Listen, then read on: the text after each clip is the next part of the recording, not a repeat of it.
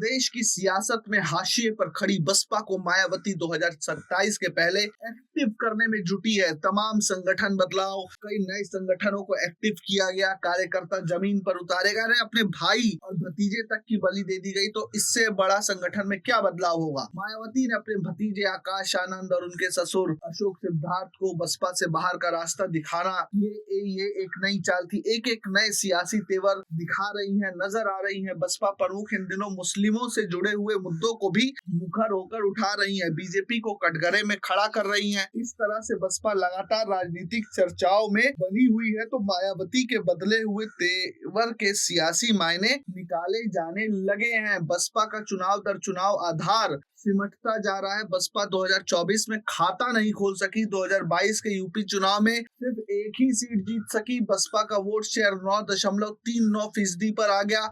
बसपा अपने सबसे बुरे दौर से गुजर रही है और पार्टी का गैर जाटव दलित वोट पहले ही पार्टी से खिसक गया और अब जाटव वोट में भी सेंध लग गई है। ऐसे में मायावती के लिए बसपा के सियासी वजूद को बचाए रखने की चुनौती खड़ी हो गई है और 2027 के विधानसभा चुनाव उभरने की कवायद में है, जिसके लिए सियासी ताना बाना बुना जाने लगा है। मायावती ने अपने भतीजे आकाश आनंद और उनके ससुर अशोक सिद्धार्थ को बसपा से बाहर कर दिया है। तो उनकी जगह पर रामजी गौतम और रणधीर बेनीवाल को नेशनल कोऑर्डिनेटर नियुक्त किया गया है। रामजी गौतम लखीमपुर खीरी से हैं और बेनीवाल सहारनपुर से।